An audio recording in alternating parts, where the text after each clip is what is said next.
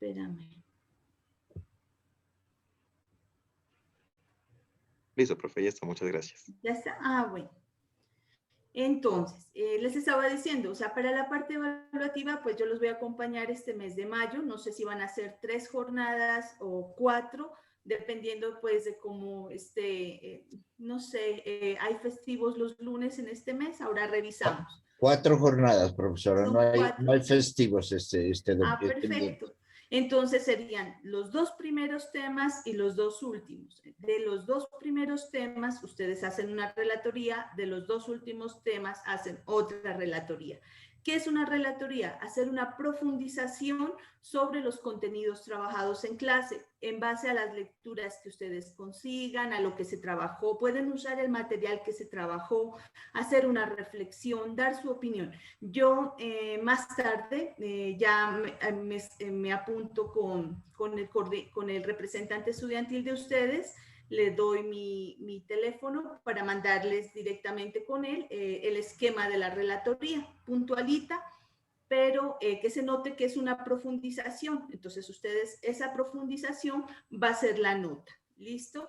Y podemos hacer 2 temas y 2 temas al final. Perfectamente se saldrían entonces 2 relatorías.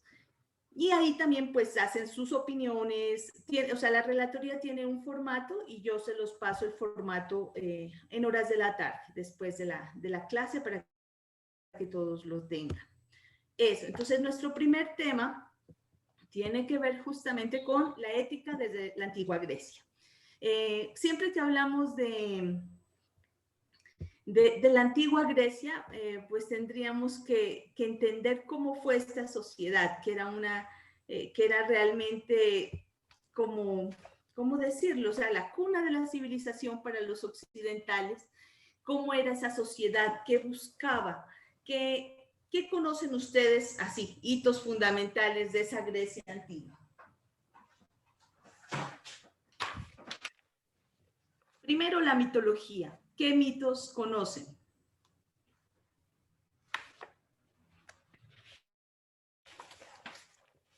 Cosas fundamentales de Grecia. ¿Qué podríamos decir? ¿Mitologías? ¿Algún mito que recuerden, que reconozcan? Pues, profe, como tal mitos no podría mencionar. Sin embargo, pues, como eran politeístas, sus dioses son como muy, muy conocidos, ¿no? O sea, aún en estas épocas. Y pues, por ejemplo, los hijos de Cronos, cómo él se los comió, después cómo salieron, como Zeus, creo que fue Zeus, Poseidón y Hades que los liberaron, si no estoy mal, no, perdón si me equivoco. Y pues cómo ellos influían, ¿no? En la sociedad de Grecia. Sí, o sea, realmente lo que tú dices es un mundo tan amplio de mitos que de pronto no nos acordamos de todos. Hay unos mitos que son como más reconocidos en nuestro mundo, de pronto el del Minotauro, que es uno de los más antiguos. ¿Sí se acuerda alguien del mito del Minotauro? ¿Qué características tenía este ser? Sí, profe, yo medio me sé un poquito. A ver, cuéntame. Pues creo que el Minotauro estaba ubicado en la isla de Creta, si no estoy mal. Sí. Y en la isla de Creta igual había un rey en el que cada batalla que perdía contra un imperio, contra una ciudad, tenía que ser entregados 7 hombres y 7 mujeres de la ciudad en la que perdían. Resulta que pues hubo un día en el que perdió una ciudad X, no recuerdo el nombre, y el rey de esa ciudad decidió mandar al hijo. Y entonces, no, mentira, el hijo mismo se ofreció, o sea, el príncipe de la ciudad perdida se ofreció. Y el rey, al tener mucho miedo de esto, le dijo que bueno, que le daba permiso de ir, pero solo que si venía victorioso de la isla de Creta, en el barco izara velas blancas. Eso significaba que estaba con vida. Y si no izaba velas o velas negras, significaba que pues había perecido ante el Minotauro. Entonces pues fueron los 7 hombres y las 7 mujeres y le dieron al príncipe la instrucción de que vaya con un hilo, así como con Hansel y Gretel, con las migas, pero él fue con un hilo para adentrarse en el laberinto de Creta. Ahí nos falta un personaje. Resulta que este personaje, cuando llega a la isla a vengar pues la muerte de sus jóvenes que se encuentra en el castillo del rey Minos. La hija del rey Minos, que era media hermana del Minotauro, se enamora de este héroe y decide ayudarla. Y Ariadna, que sería la del hilo, Ariadna en algunas traducciones significa araña, entonces como el hilo de la araña, ella se queda en la puerta y entonces ahí sí entra nuestro héroe al laberinto con espada. Dice que llevaba en una mano la espada y en otra el hilo de la vida, porque a través del hilo es que él va a poder salir nuevamente del laberinto. Y por eso esa imagen metafórica la encontramos en muchos textos, el hilo de la vida. Ustedes la han usado en sus textos de medicina y literariamente representaba eso, o sea que con una mano luchaba y con la otra guardaba su posible regreso. Sigue, ahora sí ya metimos al personaje que faltaba, ya falta un poco. No, y pues entonces el príncipe se adentró al laberinto y cuando se tuvo que enfrentar contra el Minotauro, que era pues la bestia de Creta, el hijo de Minos, era mitad, pues tenía como la fuerza de un toro y tenía la cabeza de un toro en un cuerpo humano y medía alrededor de 3 metros, si no estoy mal. Entonces pues todo el que se enfrentaba con él pues perdía la batalla. La verdad no me acuerdo cómo fue que el príncipe ganó, pero pues sí sé que ganó. Y pues bueno, ya cuando logró salir de la isla, ya se dirigió nuevamente hacia su reino. Y que el padre, el rey de esa isla, miró que a lo lejos y el barco no tenía izadas las velas que el hijo le había pedido. Perdón, que le había pedido al hijo que si venía con vida, las izara. Y entonces al ver que no estaban izadas esas velas, él pues obviamente entendió que el hijo había muerto y de tanta tristeza el rey se suicida tirándose al mar. Creo que el rey se llamaba Egeo y por eso el mar se llama el mar del Egeo, porque el mar del Egeo creo que se llama y por eso, pues porque el rey se suicidó tirándose ahí. Y pues cuando ya llegó el hijo, pues ya lo había muerto y Vale. pues eso. Bueno, esa es una aproximación así bien sintética a esa primera etapa del mundo griego. O sea, vamos a encontrar en todas las culturas historias, leyendas, mitos, que son muy diferentes una leyenda a un mito, porque el mito tiene la fuerza, la cohesión de un grupo humano, de un colectivo. En cambio, una leyenda es como una historia, algo ficticio. En cambio, el mito es verdad. El mito para ese pueblo es verdad. Entonces, siempre vamos a encontrar en todas las razas, en todas las culturas, esa unión con la parte mítica. Para este caso, para los griegos, esa parte mítica tiene que ver mucho con sus dioses. Ahí hay un problema. Hay un problema y una ventaja. A ver, empieza la pelea entre quién tiene la razón, quién tiene la verdad. Estaba la idea o la versión del surgimiento del mundo, la versión de cómo deben suceder las cosas en el plano de lo humano desde los mitos. Los mitos justifican muchas acciones del actuar humano, pero también está la versión desde la filosofía o desde la ciencia o desde la epistemología, en donde también nos dan una versión y dicen tener la verdad sobre el ser humano. Las dos versiones, digamos que luchan por decir la verdad, no están de acuerdo, o sea, los unos asumen una verdad científica y la otra una verdad basada en el conocimiento colectivo, en lo que es verdad para un pueblo. Yo no puedo irrespetuosamente decirles mi verdad es absoluta y la de ustedes no. O sea, yo debo reconocer las dos verdades, así yo tenga ya claro cuál es la que decido creer, ¿no? O sea, nadie te va a obligar a creer en una o en otra. Esa es una decisión de cada uno, pero están las dos. Bueno, entonces en muchos mitos, en muchas leyendas, vamos a encontrar la justificación a las formas de comportarse una determinada sociedad en sus creencias y como les decía, estos mitos van a ser diferentes en cada cultura, pero respaldan las prácticas que se dan. Ahora, un mito, entonces yo esa parte del mito quería que la tuviéramos clara. A ver. un mito siempre va a estar unido a un ritual.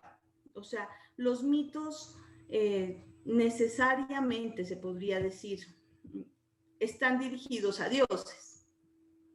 Esos dioses quieren comunicarse con su pueblo.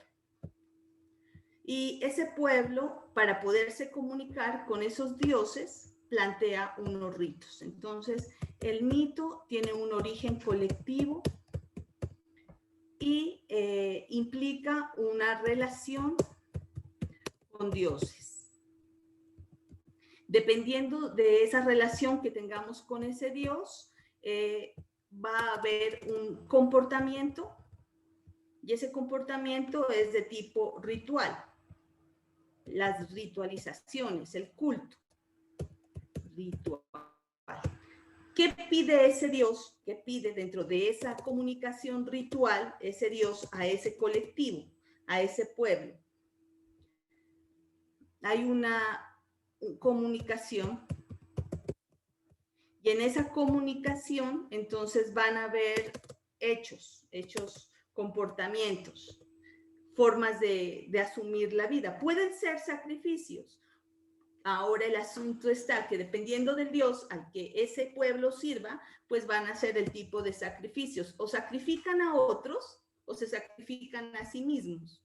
Sacrificio en el sentido de muerte, pero también de no hacer algo que normalmente haría si esa relación con mi Dios se puede interrumpir. Entonces, puede ser que esa comunicación implique, ese ritual implique sacrificio. Ahora, ese sacrificio, dependiendo del Dios al que sirve esa comunidad, va a implicar si ese sacrificio es personal o no importa, una vaca, un perro, un gato, o a otro, al que perdió la guerra, lo que estás contándome tú en este mito. El que pierde la guerra entrega a sus jóvenes para alimentar al minotauro. Ya hay un sacrificio. ¿A quién vamos a sacrificar? ¿Es permitido el sacrificio en esa cultura?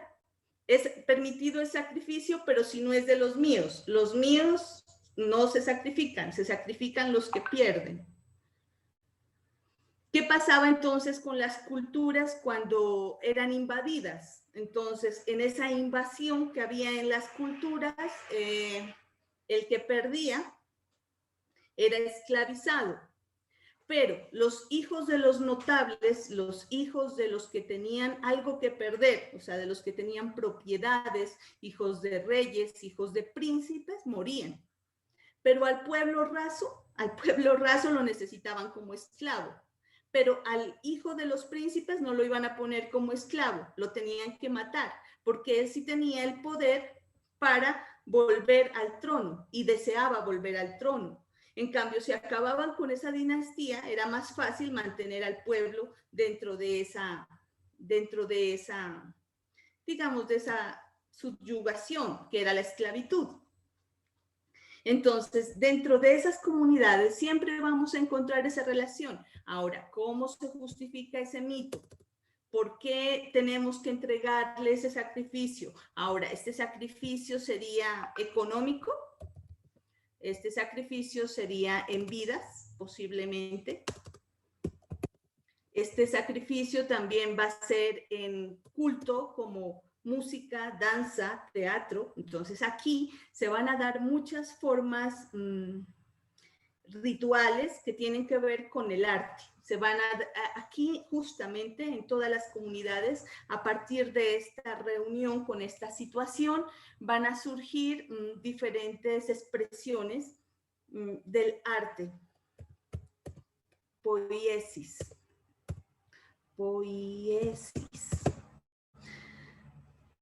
Poiesis es algo que no existe, traerlo a la presencia, la creatividad, la posibilidad de acción. La poiesis es la poética, la poesía. ¿Sí? Ahora, pero la poesía en el sentido clásico y más en el sentido griego no es solamente como nosotros la entendemos, declamar un poema. No, la poiesis en el sentido del que nos hablan los griegos es la facultad de crear, de hacer algo, de traer a la presencia algo que antes no existía.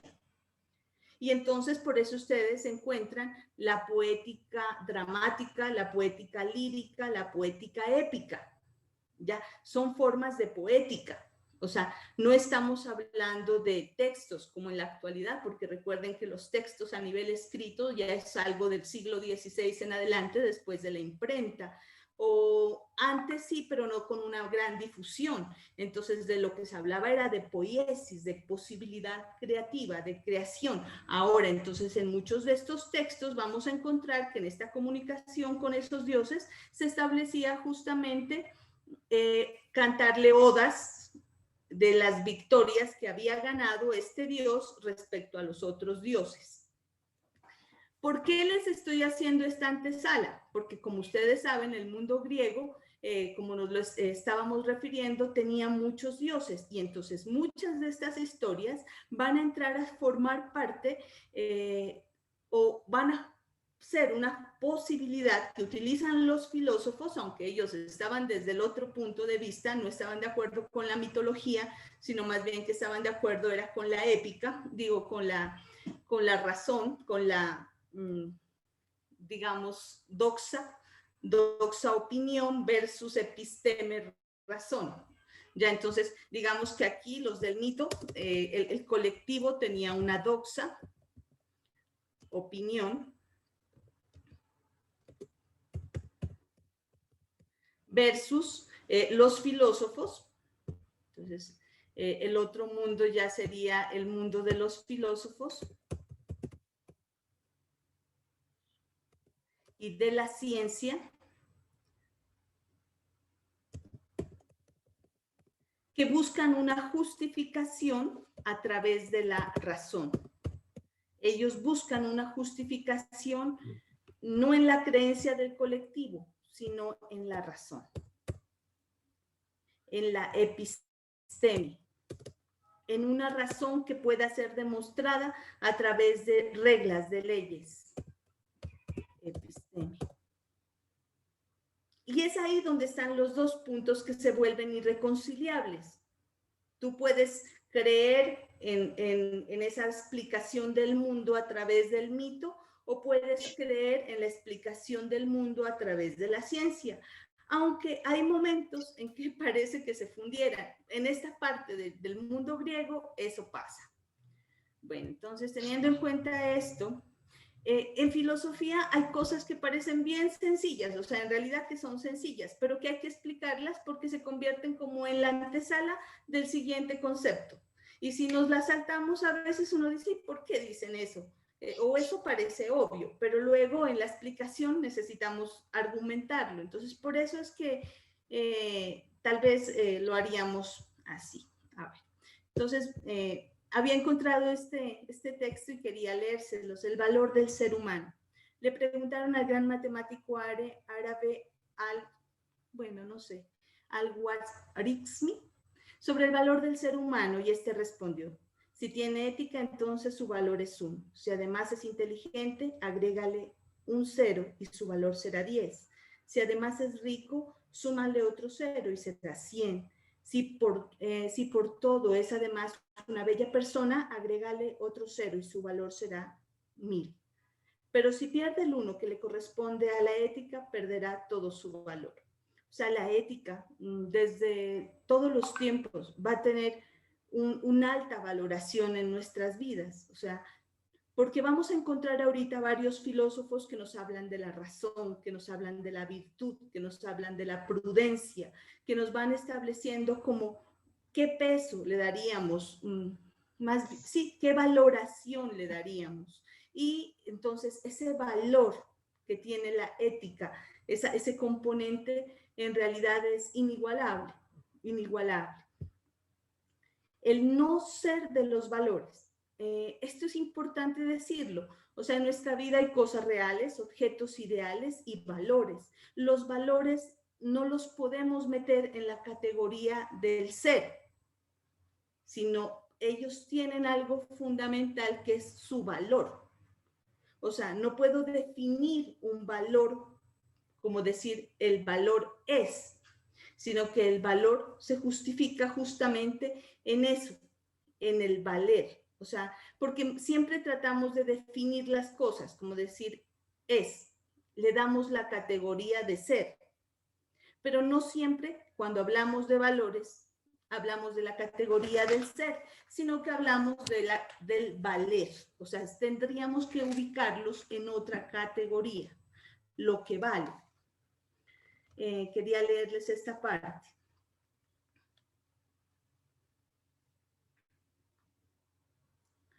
Ahora bien, cuando una cosa enunciamos que es buena, mala, bella, fea, santa o profana, ¿qué es lo que enunciamos de ella?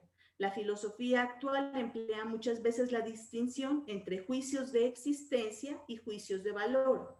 Esta es una distinción frecuente en la filosofía. Así, los juicios de existencia serán aquellos juicios que de una cosa se enuncia lo que es esa cosa. Enunciar propiedades, atributos, predicados de esa cosa pertenece, por tanto, desde el punto de vista de la existencia de ella como ente, como desde el punto de vista de la esencia que la define.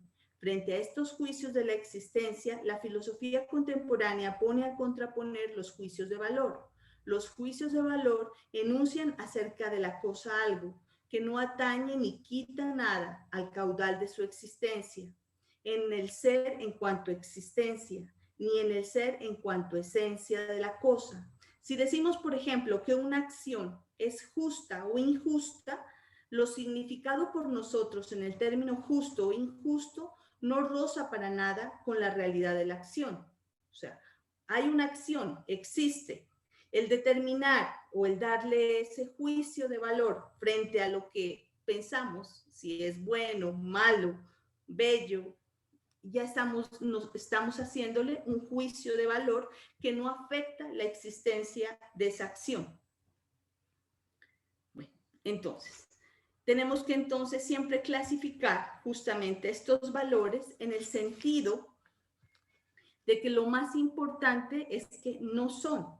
En ellos lo que más vamos a decir es que valen. Un juicio de valor va a estar designado por el valor. Espérenme un momento. No, cierran, por favor.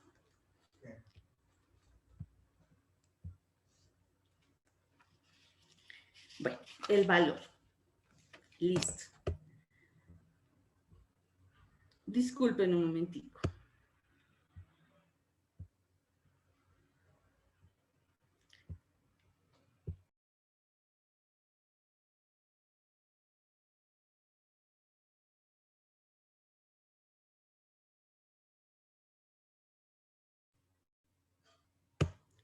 Vale.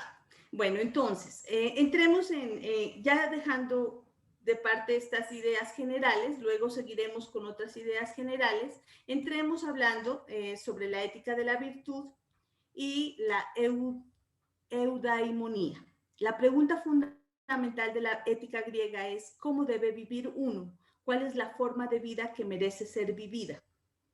De ahí el interés esencial por lo que los griegos llamaban eudemonía, que es la felicidad. Entonces, ¿qué es la felicidad? ¿Qué implica entonces este concepto de cuál es la forma de vida que merece ser vivida? Aquí vamos a encontrar tres pensadores fundamentales, que serían Sócrates, Platón y Aristóteles. ¿Alguien que haga el favor de leerme esa frase de Aristóteles?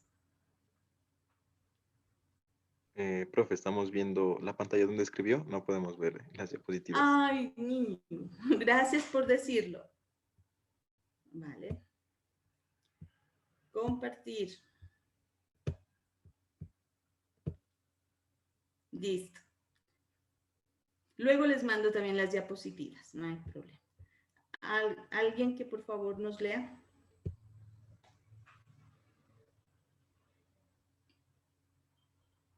La frase de Aristóteles.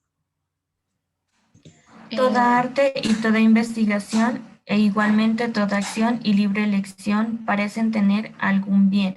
Por esto se ha manifestado con razón, con el bien es aquello hacia lo cual todas las cosas tienen. Aristóteles.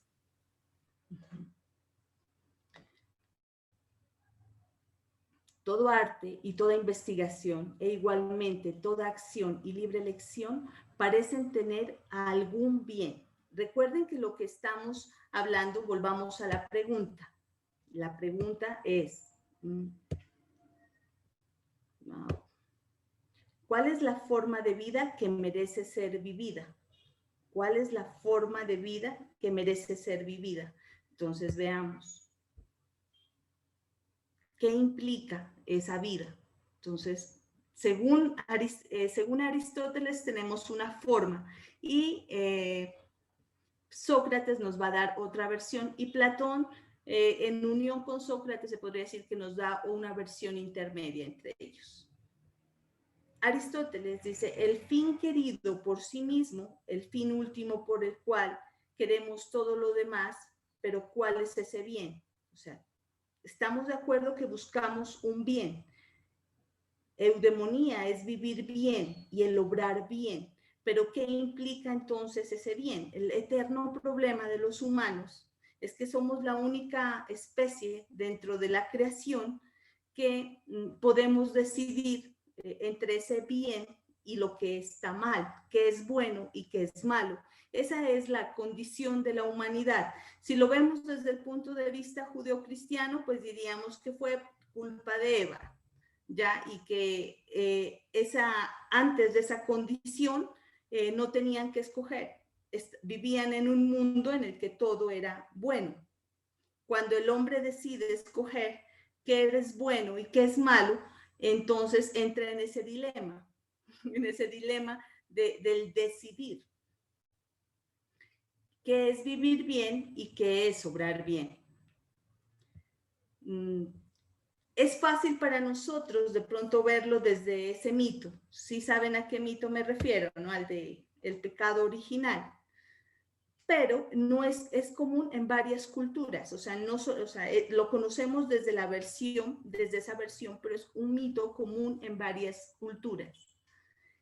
La capacidad de sentir, y es que estamos viendo entonces qué es lo que nos hace realmente humanos. La capacidad de sentir placer y dolor es algo que compartimos con los animales. Los placeres son bienes, efectivamente, pero no son el bien final.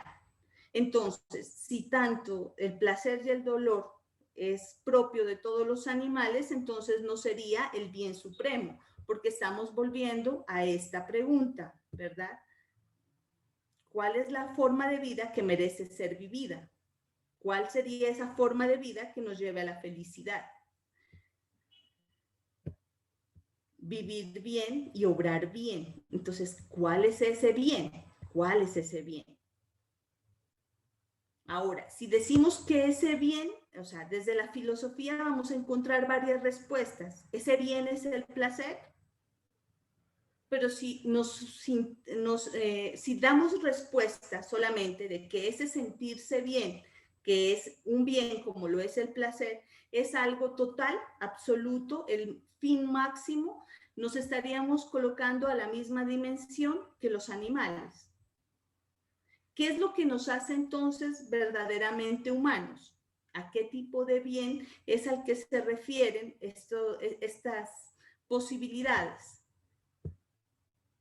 Los honores son un bien que dependen más de quienes nos los conceden a nosotros mismos. Nadie se puede dar honor a sí mismo, es un bien que viene de los otros, pero si viene de los otros es muy fácil que te quiten ese bien. Un día tú tienes reconocimiento, eres apreciado, eres famoso, pero eso puede cambiar, no es un bien supremo.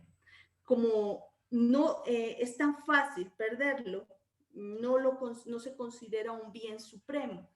Es más, los antiguos griegos decían que para ser considerado un bien supremo no se podía decir que había alcanzado ese bien, o sea, esa virtud, sino hasta el momento de su muerte, porque una persona pudo haber pasado muchos años de su vida, como decir, en un dominio de ese bien. Pero, por decir algo, sus últimos años disfrutó del bien de la salud, pero digamos que en sus últimos años perdió su salud y sufrió mucho por esa pérdida. Entonces, ese bien fue arrebatado. Entonces, primera parte, estábamos mirando, era si esa capacidad de sentir placer. Segundo, sería esa posibilidad de recibir honores. Ahí tendríamos entonces que volver a una parte que para los griegos es muy importante, y es el aret, la relación entre virtud y aret. Aret es lo más preciado. Arete es las cosas que poseen su propio aret. Quería leerles, les tenía listo un fragmento para compartirles eso desde los griegos.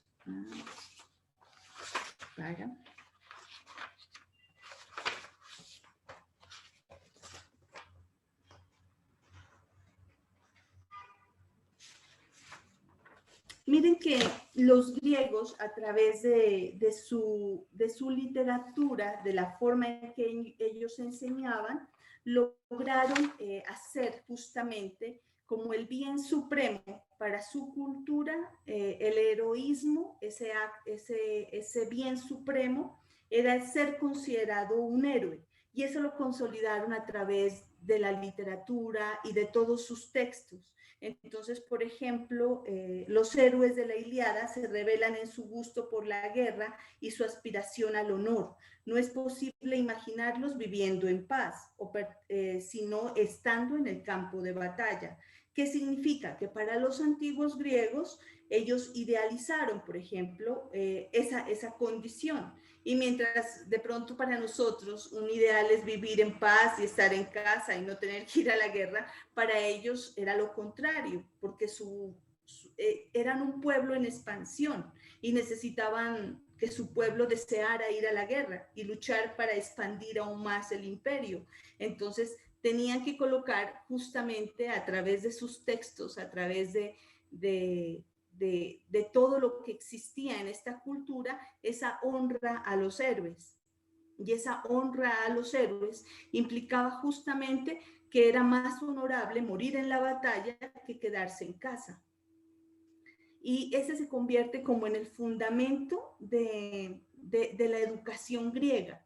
Por eso era tan importante que los niños desde pequeños conocieran las historias de sus héroes, la Ilíada, la Odisea, las batallas en que ellos habían participado, y tuvieran a través de ese imaginario la imagen del hombre que deberían ser, aquel que deja su...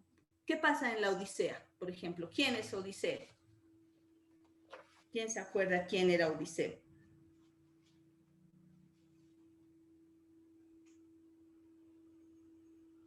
¿Sí se acuerdan haber leído Odiseo? Pues fue un héroe legendario. Sí.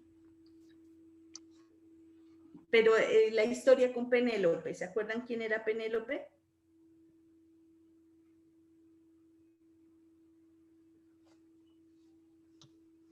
¿No era la esposa de él?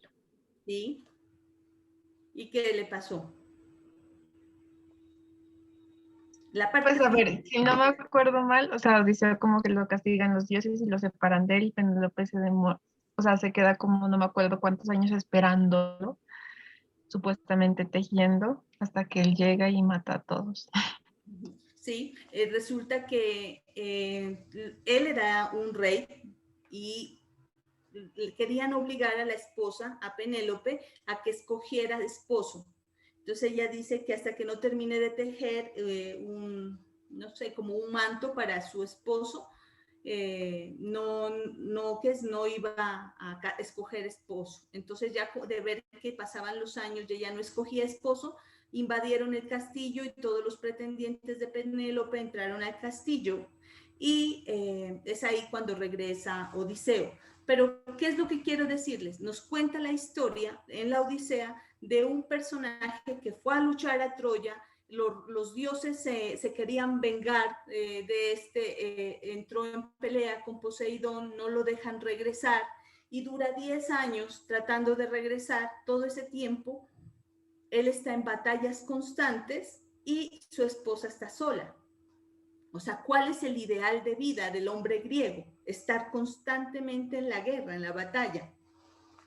Y a través de las obras literarias lo que hacen es mostrar un modelo de esa forma de vida, honrar a los dioses, honrar a los héroes, mostrar justamente el sentido de justicia y de prudencia que había justamente en estos textos. O sea, querían vendernos un ideal de virtud, de un ideal de bien supremo, de bien supremo.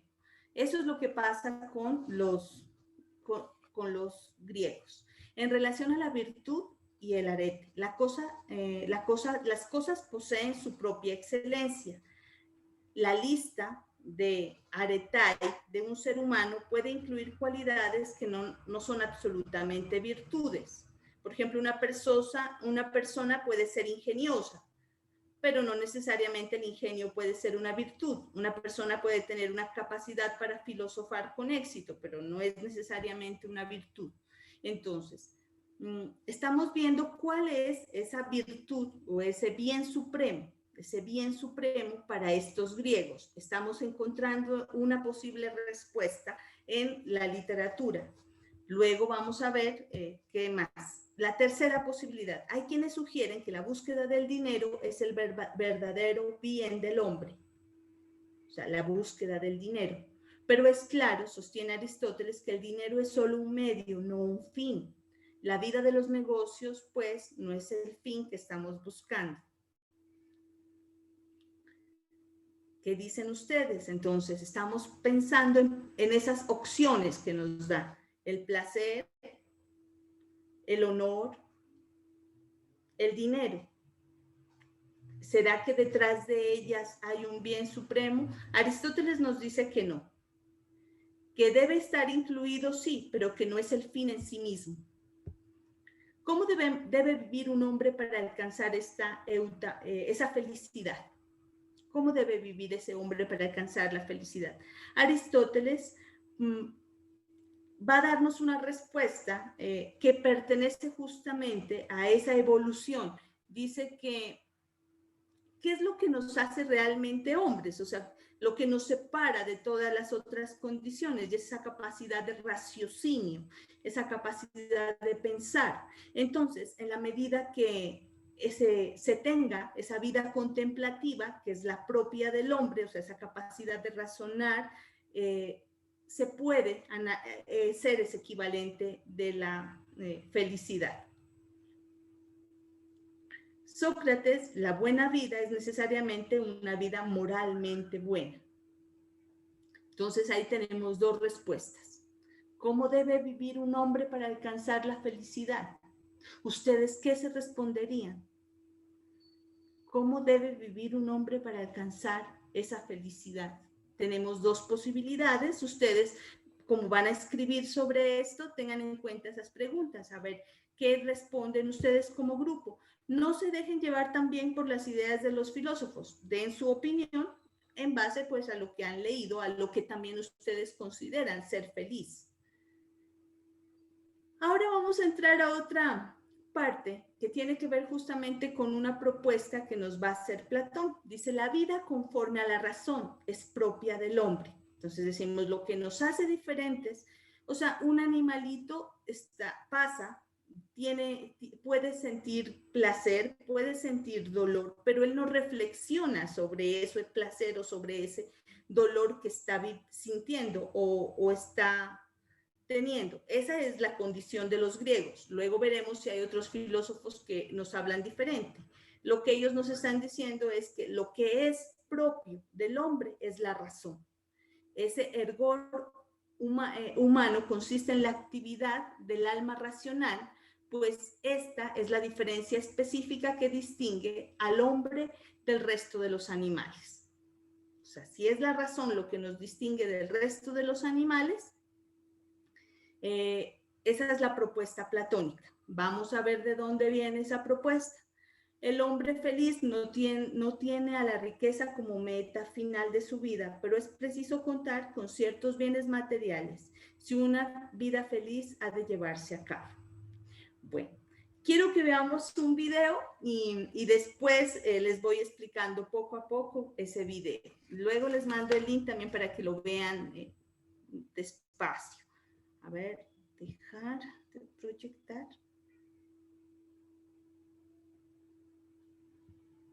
Compartir.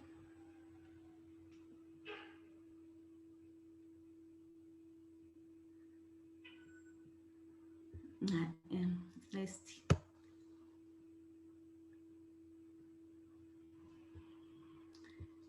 Espérenme un momentico que parece que no he abierto el video todavía. Voy a abrirlo porque si no, no lo encuentro.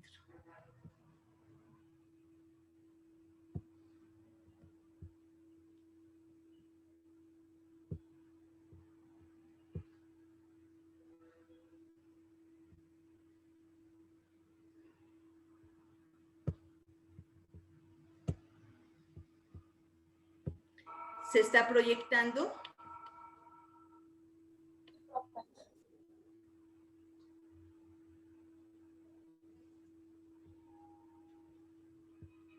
A veces nuestro interior, nuestra mente o alma, muestra algunas tensiones o contradicciones.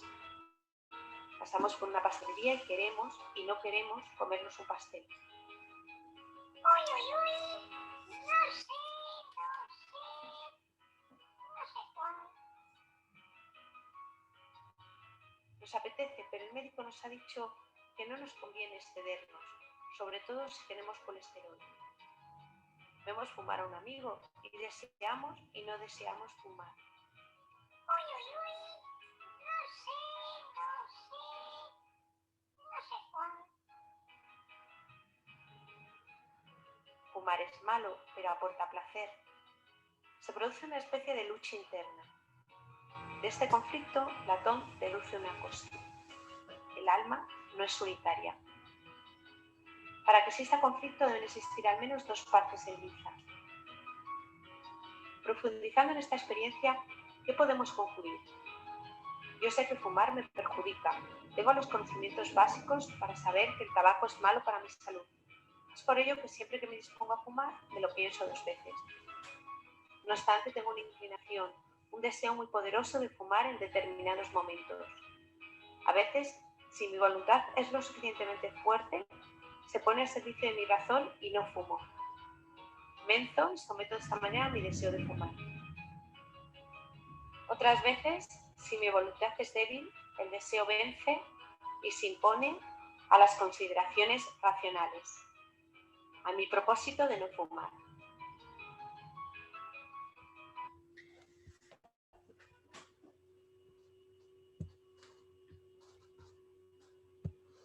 Vale. Vamos a seguir viendo este video, pero en esta aclaración aquí.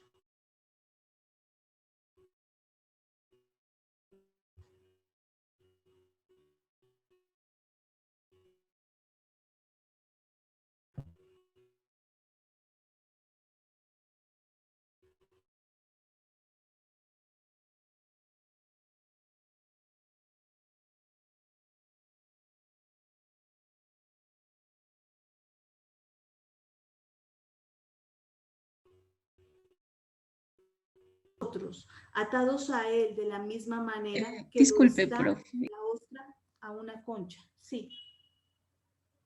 Dime. Lo que pasa es que Sebastián me dice que se le fue el internet y entonces se detuvo la grabación. ¿Será que usted me puede dar permiso para grabar? Claro. Espérame, sino que toca salir de aquí. ¿A quién? ¿A quién? Daniela Legarda, profe.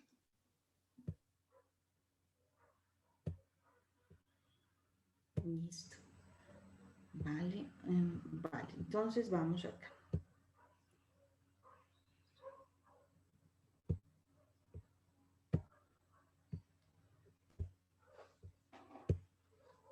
Bueno, entonces Platón nos va a plantear, para empezar, de que el ser humano tiene alma y tiene cuerpo. Y además nos va a decir que el alma es anterior al cuerpo. El alma conoce, vivió, estuvo, habitó un espacio que es el mundo, que es un mundo pleno, un mundo perfecto. Entonces, el alma es anterior al cuerpo.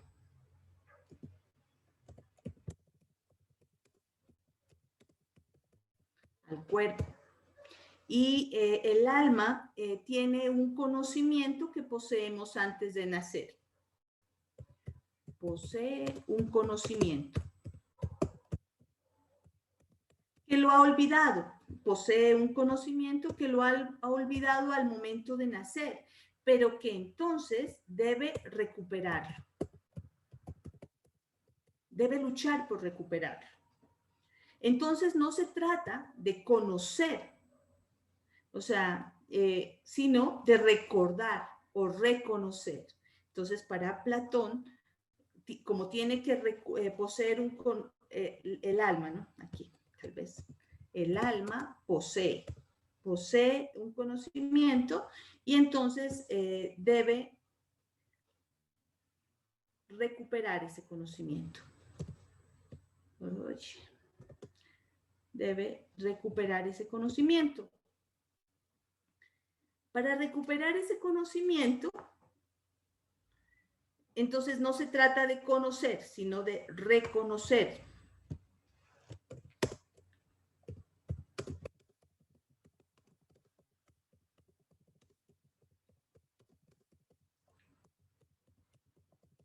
De reconocer. En esta alma van a darse una lucha. En esta alma va a tener en su interior entonces también una lucha. Y esa lucha está entre la razón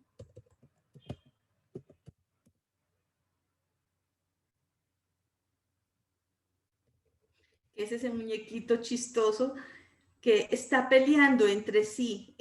Su cuerpo tiene una razón, pero su vida, su alma, dice, bueno, no debe hacer algo, pero a la vez lo desea. Entonces, para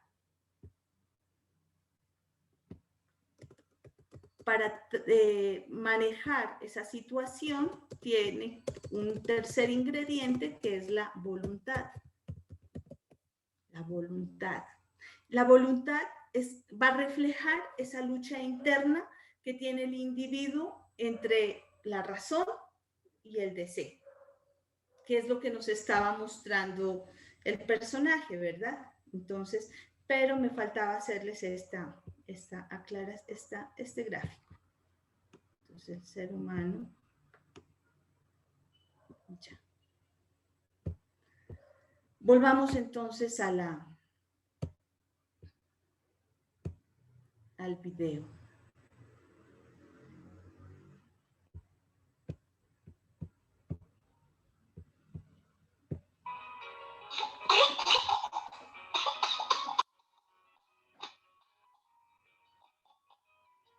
Si mi razón alcanza un conocimiento aceptable sobre los males del tabaco y fuese muy reflexiva a la hora de fumar, si mi voluntad fuese siempre fuerte y esta fortaleza fuese utilizada por mi razón para hacer cumplir sus propósitos, venciendo siempre mis inclinaciones o deseos insanos, entonces resultaría un cierto equilibrio interior que me haría la vida más llevadera, me haría un poco más feliz.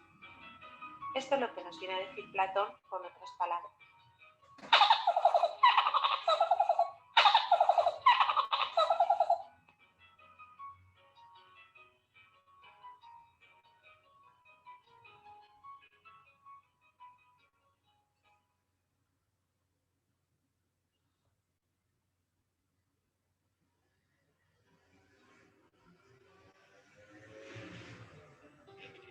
Platón, el hombre está constituido por dos partes, cuerpo y alma. El alma, a su vez, se divide en tres partes, una parte racional, otra irascible o voluntad y otra concupiscible o deseo. Cada parte del alma tiene una función propia. La parte racional tiene la función propia de la sabiduría, la prudencia y el gobierno de las otras dos partes. La parte irascible o voluntad tiene la función propia de la fuerza y la sumisión a la parte racional. Y la parte concupiscible o deseo tiene la función propia de la templanza o moderación en la expresión de sus apetitos y la sumisión a la parte racional.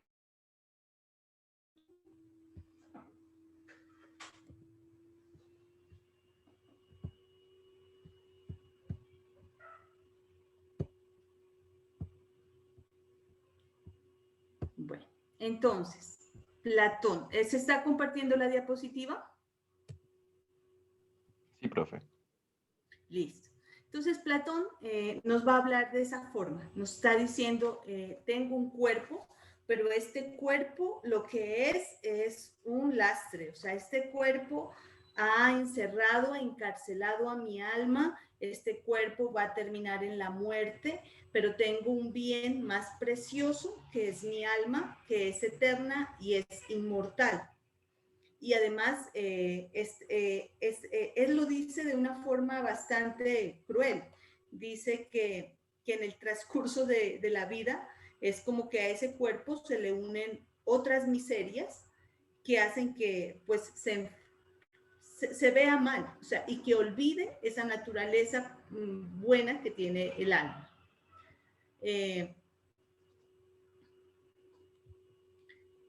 Entonces él habla justamente de esto de la reminiscencia, que es esa capacidad de conocer, que es recordar o reconocer que algo que estaba en mi alma. Para esto nos lo habla en el diálogo de Menón. En otro diálogo, él empieza a hablar justamente de eso. Habla con un esclavo que nunca ha aprendido de matemáticas, nunca ha estudiado matemáticas. Y a través de la explicación del diálogo que él tiene, lleva al esclavo a que dibuje una figura geométrica perfecta. Y entonces dice, ¿cómo esta persona que nunca ha estudiado matemáticas puede llegar a esta conclusión? Porque ese conocimiento ya estaba dentro de sí y ese conocimiento lo ha reconocido ese conocimiento y por tanto su alma, se puede decir, le ayudó en ese transcurrir. Ahí tendríamos que entrar a esa típica o famosa historia del mito de la caverna, pero ese lo dejamos para después. Volvemos entonces a las partes del alma. Las partes del alma son tres: razón,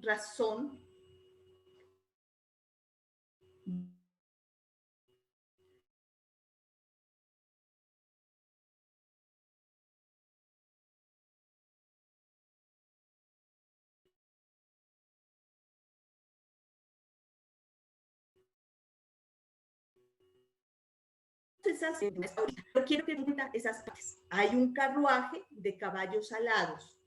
Ese carruaje de caballos alados tiene un sujeto que es el cochero, que es el que va a manejar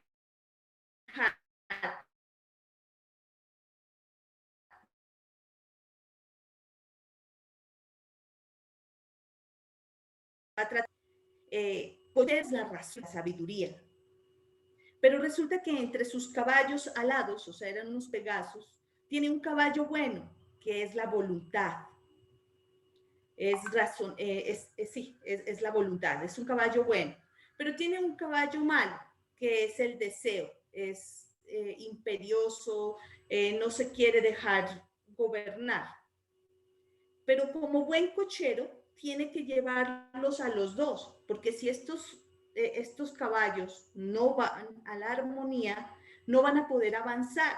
Y si no avanzan en un buen periodo de tiempo, pues no van a poder volar. La meta es que este cochero tiene que volar porque tiene unos caballos muy buenos, tiene unos caballos alados y necesita entonces aprender a manejar esa situación.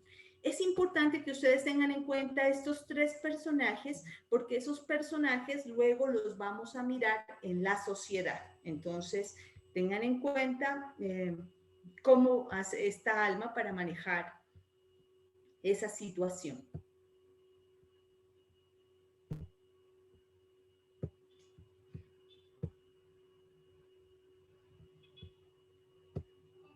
Cuando cada parte del alma cumple su función propia, alcanza así su virtud.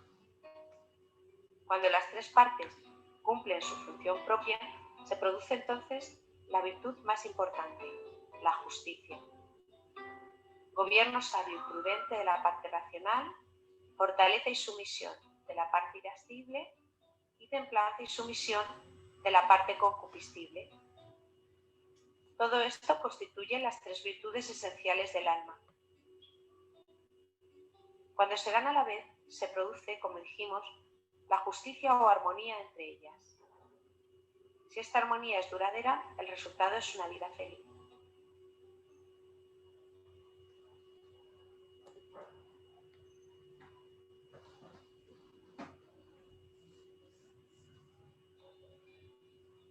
La teoría de las tres partes del alma la expone Platón en el mito del carro alado, en el diálogo Fedro. Compara el alma con un carro alado, regido por un cochero auriga y llevado por dos caballos. Uno es bueno, fuerte, bello y dócil, y simbolizaría la parte irascible del alma o voluntad. Y el otro es malo, horrible y rebelde, y vendría a simbolizar la parte concupiscible o desciende. El cochero simbolizaría la parte racional del alma. Para que el carro avance, es decir, para que el alma alcance la justicia, que es una especie de armonía del conjunto, es necesario que el cochero, la parte racional, pueda dominar a los dos caballos diferentes y con ciertas tendencias. Si el avance del carro es continuado en el tiempo, es decir, si la armonía del alma es duradera, entonces el carro empieza a mover las alas y finalmente consigue volar. Es decir, el alma alcanza la felicidad.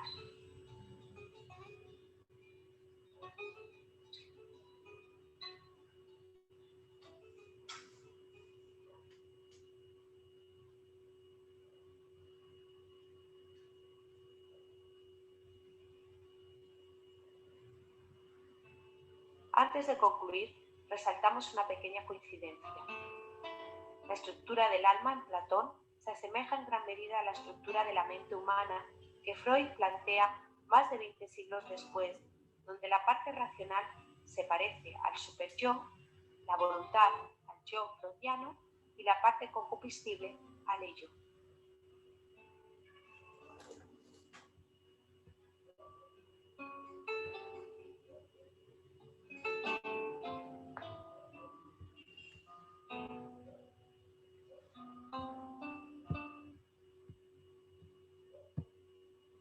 Bueno, entonces, a ver, dejar de proyectar y ahora volvamos a las diapositivas. Platón tiene una obra que es muy reconocida y que se llama La República. Y en La República nos va a brindar como parte de cómo él mira que debe ser la sociedad. O sea, va a llevar esta teoría de este mito del caballo alado, la va a llevar vista en la sociedad. Entonces, la hemos visto ahorita desde el psicoanálisis, que sería el cochero, la parte racional, que sería el superyo, la voluntad, que sería el yo, y el caballo irascible, el deseo, sería el ello. Pero ahora veámoslo desde la propuesta en la sociedad. Entonces habrían tres tipos de personas en esa sociedad humana. Habría un sujeto, hombre o mujer, que es dominado o ¿sí? Por la razón. Ese sujeto que es dominado por la razón, su bien, su virtud principal es la sabiduría. Tiene un problema y es que ignora qué es bueno y qué es justo. Tiene ese problema, pero está guiado por la razón. Existe otro sujeto, se podría decir, llevando esta misma situación de las partes del alma. Que sería un sujeto irascible. Sus características principales es la fuerza, el valor. Profe, perdón, una pregunta. ¿Qué es irascible? ¿Qué significa? Llevado por sus deseos. Porque estábamos hablando de las tres partes del alma, que eran razón, deseo y voluntad. Entonces, el primero es manejado por la razón, busca la sabiduría. El segundo es manejado por sus deseos. Se lo llama su elemento principal, o sea, las cosas buenas que tiene este sujeto, es que es valeroso, es sacrificado, ama el bien, busca el honor. ¿Ya? Tiene cosas buenas, pero no reconoce como mucho a la razón. O sea, si los ponemos estos tres sujetos, vienen a representar nuevamente las partes del alma en el caballo. Tenemos al cochero, al deseo, que es el caballo rebelde. El caballo, perdón. El deseo, que es la concupiscencia, que sería que está como un poco con los ojos al revés, que es como los apetitos desbordados. Los apetitos desbordados, él sería entonces, ¿qué podríamos decir? Busca los placeres inmediatos. Busca los placeres inmediatos, el deseo. Ama el bien, el honor, se sacrifica, tiene fuerza. Busca la razón. Aquí tenemos tres prototipos de personas en la sociedad. Unas personas que buscan los vicios y los placeres inmediatos. Unas personas que buscan el honor, el bien, son valerosos, sacrificados. Y otros que buscan la razón. O sea, estos que buscan la razón, se supone que si son el cochero, deberían gobernar a estos otros dos. Pero los necesitamos a los otros dos, no los podríamos descartar. Entonces, estas partes del alma serían las que vamos a tener que analizar en la sociedad. En esa República de Platón, él les coloca función. Y entonces estas dimensiones del alma les coloca un estamento en la ciudad. Entonces estos que son, que buscan los placeres inmediatos, que les decía que es como ese ebrio, o sea, ahí lo muestra como que se deja llevar por los deseos. ¿Listo? Serían como los productores, los obreros, los trabajadores del Estado. Un pueblo, una ciudad, una república necesita productores, necesita esta parte. Habrían otros que son lo que les estaba diciendo, estos que son catalogados como por la fuerza, la fortaleza, el sacrificio, que serían los guardianes, el ejército. Y lo dudé en explicarles esto, pero no había más, dije, les toca hoy. Y lo racional, la razón que tiene como virtud máxima la prudencia, y que sería, en el mundo ideal de Platón, los filósofos, o las personas que reflexionan sobre lo que hacen. ¿Listo? Los filósofos. Miren, lo que pasa es que Platón, cuando fue joven, tuvo que ver cómo la sociedad mató a su maestro. ¿Cómo se llamaba el maestro de Platón? Sócrates. Eso. Sócrates. Resulta que a Sócrates lo acusaron de haber era un corruptor de la juventud. ¿Por qué? Porque Sócrates quería enfrentar a las personas al verdadero conocimiento, quería obligar a que las personas pensaran por sí mismas y no como una sociedad de masa, sino que cada uno empezara, como recuerden que ellos pensaban que la verdad o el conocimiento estaba al interior de cada persona, entonces a través de las preguntas y de la ironía y del método mayéutico que tenía Sócrates, él buscaba el verdadero conocimiento.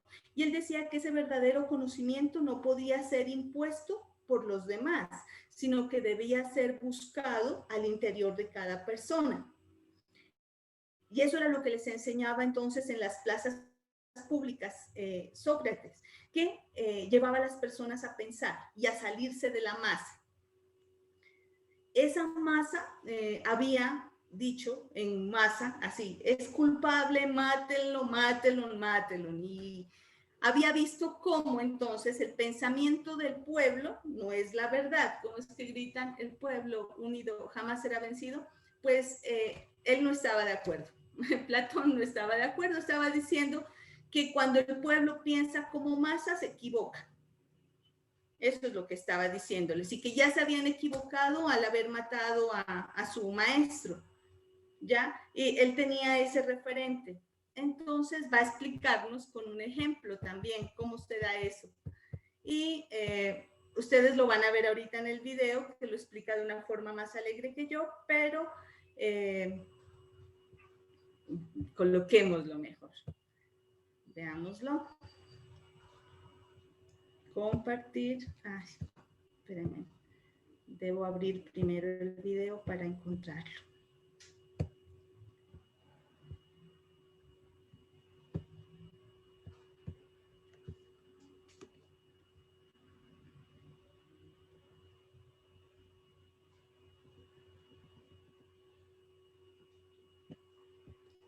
Bueno, les voy a colocar desde la mitad, luego ustedes lo ven completo para que alcancemos. Porque de ahí saqué algunos de los dibujitos de las diapositivas, entonces ahora lo ven. A ver. Compartir. Platón. Compartir. Se está reproduciendo ahorita. Entender la estructura tripartita del alma ¿Sí? es indispensable para explicar la ética platónica, ya que la ética Sí, profe. es precisamente la armonía o justicia en el alma. Para Platón, vivir una vida buena significa que cada parte del alma, la concupiscible, la irascible y la racional, actúen mediante su virtud. La parte concupiscible, aquella que tiene predilección por los placeres inmediatos y los placeres sexuales, solo actúa virtuosamente cuando se muestra moderada. Su virtud será la templanza. La virtud de la parte irascible o volitiva es la fortaleza. Esta se debe someter a la razón, pues no basta la fuerza para movernos. También necesitamos saber a dónde queremos llegar. Por tanto, la parte irascible debe permitir que sea la parte racional quien dirija a los conocimientos, moderando los deseos de la parte concupiscible. Y la virtud de la parte racional es lo contrario de la desmesura, la prudencia o sensatez. Resumiendo, los apetitos deben subordinarse a la voluntad para que los placeres sean moderados y dignos. Y la voluntad debe subordinarse a la razón para que sepamos que es verdaderamente digno. Al logro de esta armonía lo denomina Platón justicia. Como veis, Platón cree que para ser justos necesitamos la razón. ¿Cómo voy a actuar bondadosa o justamente si no sé con razones qué es lo justo o qué es lo bueno? Este intelectualismo es muy parecido al que encontramos en Sócrates. Como vemos, la ética en Platón describe el modo en que han de organizarse las distintas partes del alma para lograr la armonía o justicia en el ser humano. Haciendo un paralelismo, la filosofía platónica tiene por objeto establecer el modo en que han de organizarse las distintas partes de la sociedad para el logro de la armonía o justicia social. Platón cree que todos los seres humanos tenemos las tres partes del alma de las que hablamos antes. En función de nuestras tendencias anímicas, unos tendremos más desarrollada una parte que otra. Por ejemplo, en esta chica la parte del alma que predomina es la racional, Este chico de aquí se caracteriza por tener gran valor y fuerza. La parte que más predomina es la irascible. Este último es un poco vicioso. Claramente encaja en el grupo de los concupiscibles. Platón piensa que debemos ser organizados según nuestras características. Las personas más dadas a los placeres inmediatos serán los productores o trabajadores de un estado. Estas personas solo lograrán una relativa armonía si logran moderar sus desbocados deseos. La virtud para este tipo de hombre o mujer es la moderación o templanza. En segundo lugar están las personas que aman el bien y el honor. Presentan un fuerte carácter y fuerza de voluntad, a la vez que un alto sentido del deber y del honor. Son valerosos y sacrificados. Son capaces de subordinar sus impulsos sexuales y emocionales a los fines que se propongan. Su mayor virtud es el valor. Ahora bien, no pueden aspirar a hacer algo justo sin saber qué es la justicia. Así que se tienen que subordinar al último grupo, los sabios. Estos son los hombres y mujeres superiores que Platón identifica con los filósofos. Por encima de todo, aman la sabiduría y son regidos, por tanto, por la parte racional del alma. Solo el sabio puede liberarse de sus deseos materiales, tal como el alma se puede librar del cuerpo y entregarse a la pura contemplación de lo eterno. Las ideas ética y política son indisociables en Platón. Un ciudadano solo puede hacerse virtuoso en relación a otros, que le proporcionan lo necesario y le educan, en el marco de una sociedad que sea igualmente virtuosa. Al igual que en el alma humana pueden distinguirse tres partes o funciones, en la sociedad humana, que es análoga a aquella, también pueden distinguirse tres partes o clases. Platón no creía que todos los seres humanos seamos iguales. Acaba de encontrar la forma de justificarlo. En función de nuestras tendencias anímicas debemos clasificarnos en productores, guardianes o gobernantes. Los productores serán los agricultores, artesanos, comerciantes, que equivalen a la parte pasional o apetitiva del alma. La segunda clasificación es la de los guardianes o gobernantes auxiliares, que equivalen a la parte irascible o volitiva del alma. Su objetivo es hacer que se cumplan las órdenes de los gobernantes y proteger a la sociedad. Su virtud es el valor y la honradez. Su defecto, la ambición y la corrupción. La tercera clase es la de los gobernantes. Su objetivo debería ser guiar a la sociedad de manera justa y en vistas al bien común. Su virtud es la sabiduría. Su defecto, la ignorancia de lo que es verdaderamente bueno y justo. Para Platón, solo hay una forma óptima de organizar la sociedad, aquella en que cada clase ejerce lo más virtuosamente posible la función que le corresponde, subordinándose unas a otras. Platón no creía en la democracia. Fue el sistema democrático el que decidió ponerle fin a la vida de su maestro Sócrates. Platón pensaba que el hecho de que muchas personas piensen lo mismo no convierte lo pensado en verdad. Lo explicaba mediante un ejemplo. Si estás enfermo, ¿qué haces? ¿Llamas a la comunidad de vecinos y le pides a todo el mundo que opine sobre tu enfermedad? ¿O te vas a un especialista de la salud? Del mismo modo, en la ciudad platónica no gobierna la mayoría, sino los mejores, las élites. Pero, ¿quiénes son los mejores? ¿Y los mejores en qué? Los mejores para gobernar no son los más fuertes o violentos como piensan los que defienden la tiranía, ni los más numerosos como asumen los que defienden la democracia, tampoco los más ricos como afirman los que defienden la oligarquía, ni siquiera los más valientes como en las democracias, sino los más sabios, los que conocen lo que es justo y bueno, con suficiente objetividad. Esos son los gobernantes. La justicia social no será posible hasta que los filósofos gobiernen o los que gobiernen filosofen. ¿Cómo han de gobernar los sabios en la república ideal de Platón? La respuesta es mediante la educación. A este respecto, Platón tenía ideas magníficas que no van desencaminadas de lo que opinan varias corrientes de pedagogía actuales. Decía que las penas y castigos son un recurso al que solo se debe acudir en último extremo, y que los niños y niñas deben aprender jugando. En la República y en las leyes, Platón subraya la importancia de la educación para crear una sociedad justa y en la que sea posible la felicidad general.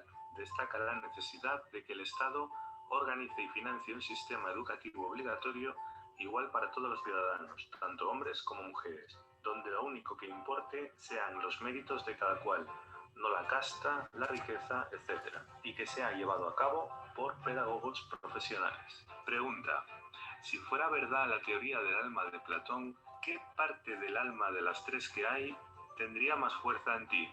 ¿Qué serías? ¿Un sabio, un guardián o un ser concupiscible?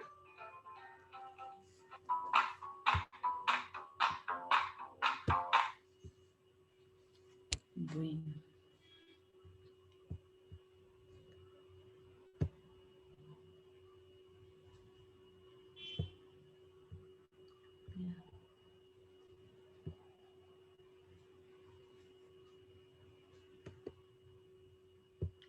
Bueno, este es el tema que tenemos para hoy. Entonces, revisemos un poquito. Les voy a colocar aquí los links de los dos videos que trabajamos. Espérenme, copio el otro link para que ustedes los puedan volver a mirar, porque la meta, recuerden, es poder hacer un texto. Y ahorita me dan el teléfono para poderles decir justamente cuáles son las partes de la relatoría.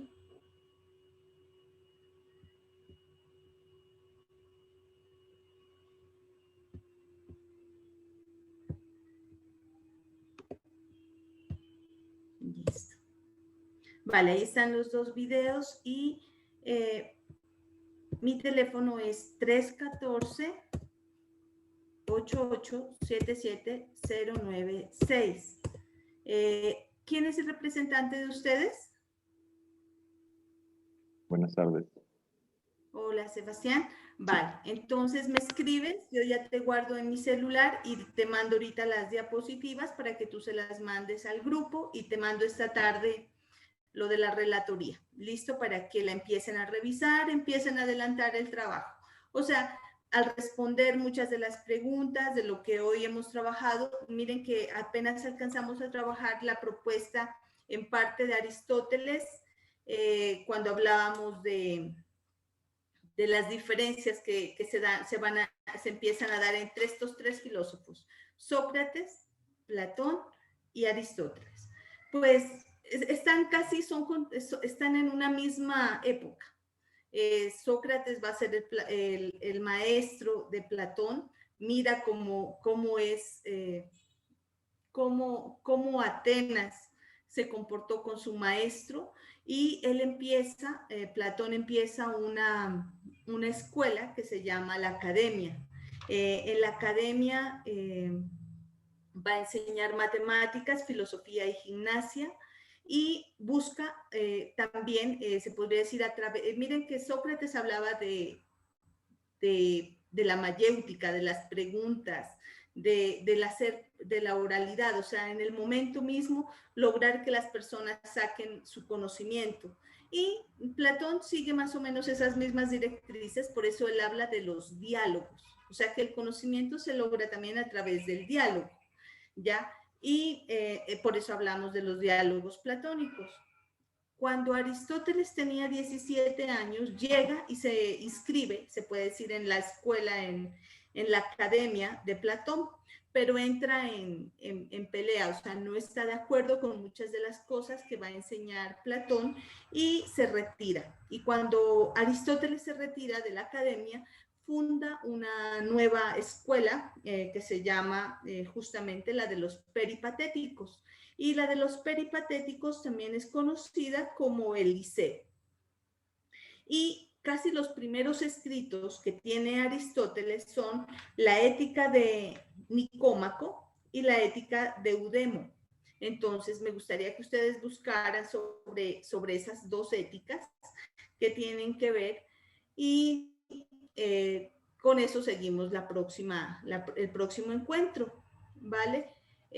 Por favor, me escribes entonces para tener los detalles del grupo. ¿Alguna pregunta? ¿Alguna cosa que les gustaría que trabajáramos para la próxima clase? Profe, ¿el trabajo para cuándo sería? Sería, como tenemos que ver los dos temas, primero los dos temas, yo no tengo, me gustaría, o sea, no quiero es que se vayan, o sea, que vayan haciéndolos conforme avanzan las temáticas, porque sería cuando terminemos la próxima semana, colocamos fecha de la primera relatoría, y luego cuando terminemos los otros dos temas, colocamos la fecha de la otra. Ah, vale, doctora, muchas gracias. Ujú. Disculpe, profe, una pregunta. En esto de las relatorías, ¿nos permite hacer un grupo de 4 o necesariamente tenemos que ser de 3, de 3, de 3? A ver, es que ustedes son un grupo bastante grande. Bueno, hagamos los de 4, máximo 4 integrantes. Vale, muchas gracias, profe.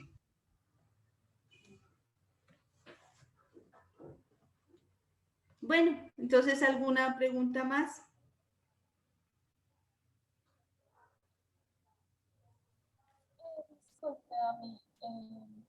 No, profe, ya todo quedó claro. Muchísimas gracias. Listo, entonces, muchas gracias a ustedes y si algo me escriben, ahí se comunican con Sebastián. Sí. Temporalmente se me fue la internet y no le escuché que era el trabajo. ¿Me lo puede repetir? ¿En qué consiste el trabajo? Es hacer una relatoría y el formato de la relatoría lo mando esta tarde. Y si algo, pues ya les explico la próxima sesión. Listo, ahí les dice perfectamente las partes que deben desarrollar. Listo, muchas gracias. Y son 2 relatorías. La primera es de los 2 primeros temas y la segunda de los 2 últimos. Ok, muchas gracias. Que estén bien. Buena tarde. Chao. Buenas tardes, profe. Que Hasta luego, profe. Hasta luego, profe. Hasta luego, profe.